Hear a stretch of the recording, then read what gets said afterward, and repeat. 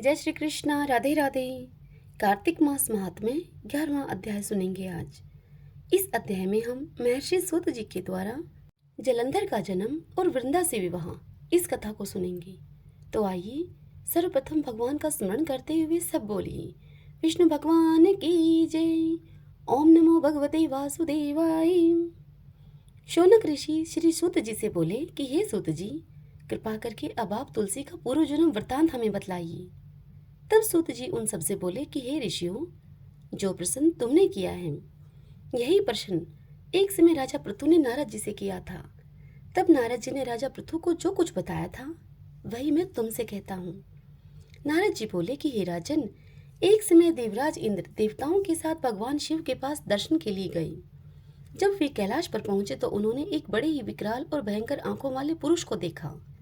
उसे देखकर इंद्र ने पूछा कि तू कौन है, भगवान शिव कहाँ हैं? परंतु उसने कोई उत्तर नहीं दिया। कई बार पूछने पर भी जब उसने कोई उत्तर नहीं दिया तो देवराज इंद्र ने क्रोध में आकर अपना वज्र उसके कंठ पर दे मारा, जिससे कि उसका कंठ नीला पड़ गया। परंतु इंद्र का वज्र वहीं भस्म हो गया। फिर उस विकराल पुरुष की आंखों से एक प्रचंड अग्नि निकली। उस अग्नि को देखकर ऐसा प्रतीत होता था कि मानो वह इंद्र सहित पूरे संसार को जलाकर भस्म कर देगी।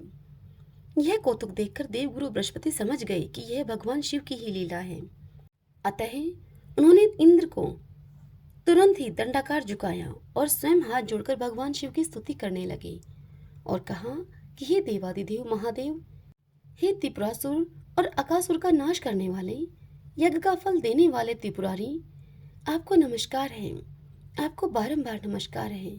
हे ब्राह्मणों की रक्षा करने वाली देवादिदेव, आपको बारंबार नमस्कार है।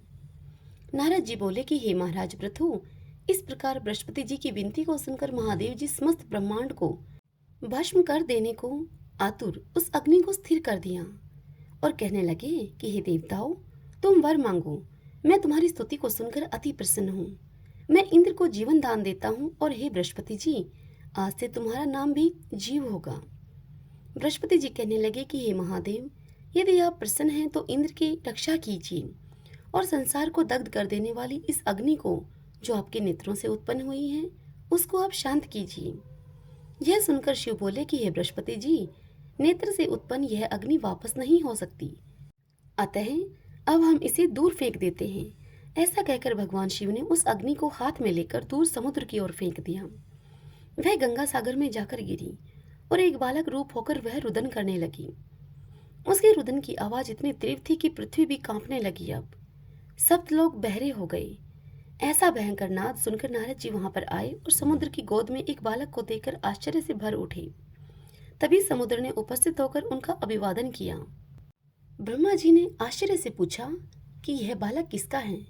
तब समुद्र ने बड़े आदर से बालक को उठाकर ब्रह्मा जी की गोद में दे दिया और बोले कि यह मेरा पुत्र है जो गंगा से उत्पन्न हुआ है।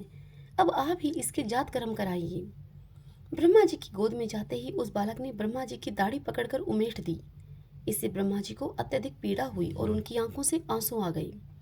अतः उसके हाथ से दाढ़ी छुड़वाकर उन्होंने कहा कि इसने हमारी आंखों से जल निकाला है, इसलिए इसका नाम जलंधर होगा और भगवान शिव के अतिरिक्त यह किसी के हाथ से नहीं मरेगा, क्योंकि इसकी उत्पत्ति शिव के अंश से हुई है। यह तत्काल ही युवा हो जाएगा।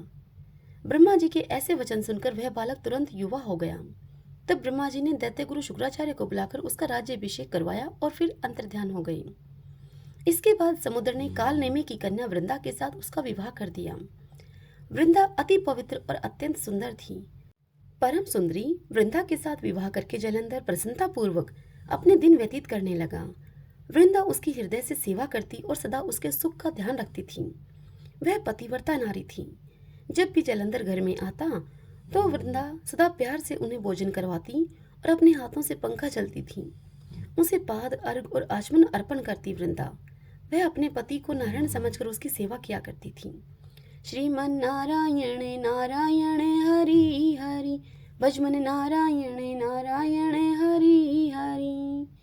ओम नमो भगवते वासुदेवाय।